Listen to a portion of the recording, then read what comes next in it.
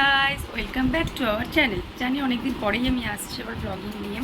School থেকেও চলে এসেছি। আজকে আর সকালবেলা স্টার্ট করা হয়নি, ফোনে চার্জ ছিল না।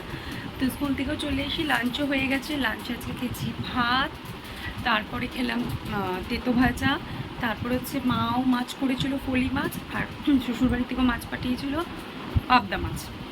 তো দু রকম দিয়েই আমি খেয়ে নিয়েছি। এখন খাওয়া হয়ে গেছে। আমি এখন একটা মিটিং আছে, মিটিংটা অ্যাটেন্ড করব, তারপরে একটুখানি রেস্ট নেব আমি। বাইরে দেখছো তো সবাই যে কীরকম গরমটা পড়েছে। Be careful.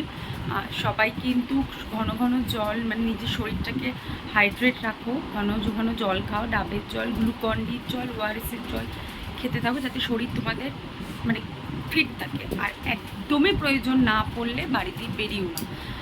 বাইরের অবস্থা কিন্তু মানে খুবই গরম, 40 ডিগ্রি আজকে দেখাচ্ছে। তো যাই হোক বন্ধুরা, আজকে আমার ব্লগটা আমি এখান থেকেই স্টার্ট করছি তোমাদের সাথে। বিকালবেলা না অনেক কিছু আজকে রান্নাবান্না হতে চলেছে। মানে আমি সেমাই করব, আর দিদি মনে হয় আলুর পরোটা করবে। তো দুটোরই রেসিপি তোমাদের সাথে কিন্তু শেয়ার করে দেবো। মা আলুগুলোকে সেদ্ধ করে রাখতে বলেছে, তো সেদ্ধ করছে, আর তারপরে তোমাদের সাথে কিন্তু রেসিপিগুলো আমরা শেয়ার করবো। চলো বন্ধুরা, দেখতে থাকো কি হয় কি না হয় আমার ব্লগে। তোমাদেরকে স্বাগত। চল। কথায় আছে উঠলো বাই তো কটক যাই, কিন্তু আমি এখানে বলবো উঠলো বাই তো কিছু রান্না করা চাই।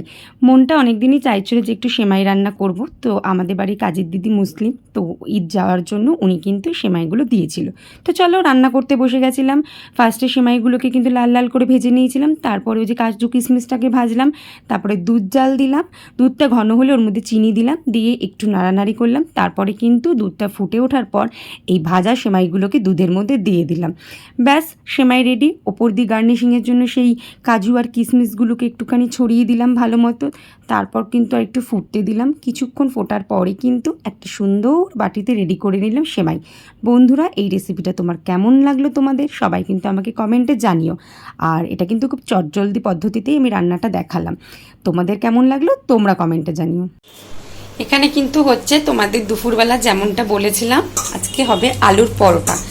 আর সেমাই রান্নাটাও কিন্তু তোমাদের সাথে শেয়ার করে দেব। আর কিন্তু আলুর পরোটাটা এটা দিদি বানাচ্ছে, কীরকমভাবে করছে ও রেসিপিটা ওই বলে দেবে।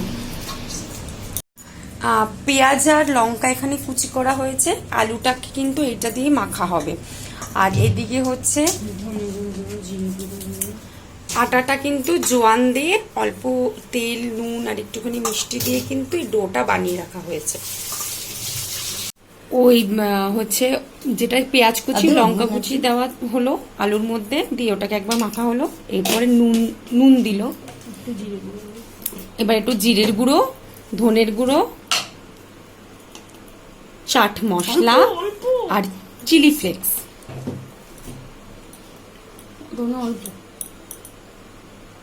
এই গেল জিরের গুঁড়ো, ধনের গুঁড়ো। এরপর যাচ্ছে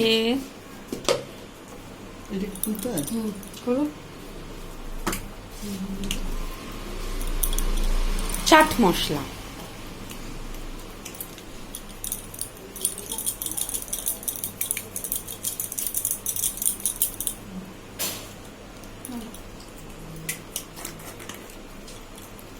এবার যাবে হচ্ছে চিলি ফ্লেক্স। মিষ্টি টিষ্টি দেবো না? চিলি ফ্লেক্সটা তোমাদের ব্যাপার, তোমরা এটা দিতেও পারো, নাও দিতে পারো। দিলে একটু টেস্ট লাগবে, নাও দিতে পারো। যারা একটু ঝালটা কম খাও তারা নাই দিতে পারো। এই দিয়ে কিন্তু ভালো করে এই আলুটাকে মেখে নেওয়া হবে। এই যে আটাটাকে, মানে যে ডোটা ছিল ওটাকে কিন্তু গোল করে রুটির মতো বেলে নিয়ে যে ছুরি দিয়ে কিন্তু মাঝখানটা একটু কেটে নেওয়া হলো। এবার পুরটা ওর মধ্যে দিতে হবে। কেন আমরা ত্রিকোণ পরোটা ভালোবাসি।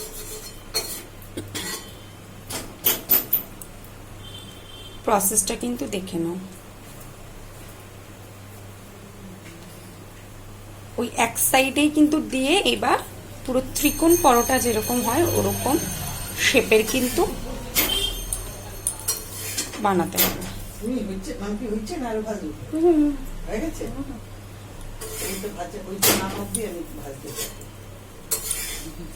এবার এটাকে কিন্তু বেলে তারপর অল্প অল্প করে তেল দিয়ে, এই যে দেখো এবার কিন্তু এটাকে এই শেপ হয়ে গেল, ত্রিকোণ শেপ। এবার তাওয়াতে কিন্তু তাওয়া গরম হলে তেল দিয়ে ওটাকে এটা হয়ে গেছে। তারপর কিন্তু ভেজে নিতে হবে, এরকম হবে এটা। মানে ডিনার কমপ্লিট হয়ে গেছে আমাদের। খেয়েছি হচ্ছে আলুর পরোটা আর আচার দিয়ে, তারপরে সেমাই খেলাম। তোমাদের এই রান্নার রেসিপিগুলো কেমন লাগছে, রান্নাগুলো দেখতেই বা তোমাদের কেমন লাগছে বন্ধুরা, সেটা কিন্তু আমাকে জানিয়ে কমেন্টে। তোমাদের কমেন্ট পেলে কিন্তু সত্যিই আমার খুব ভালো লাগে। আর আজকের মতো টাটা। আমার ভিডিও যদি তোমাদের ভালো লেগে থাকে তাহলে লাইক, শেয়ার অ্যান্ড সাবস্ক্রাইব করতে একদম ভুলবে না। আর যারা এখনও চ্যানেলটাকে সাবস্ক্রাইব করোনি তারা আমার নিত্য নতুন রোজকার ব্লগ দেখার জন্য কিন্তু চ্যানেলটাকে সাবস্ক্রাইব করো, অল বাটন প্রেস করতে একদম ভুলো না। আজকের মতো টাটা, দেখা হবে নেক্সট অন্য কোনো ব্লগে।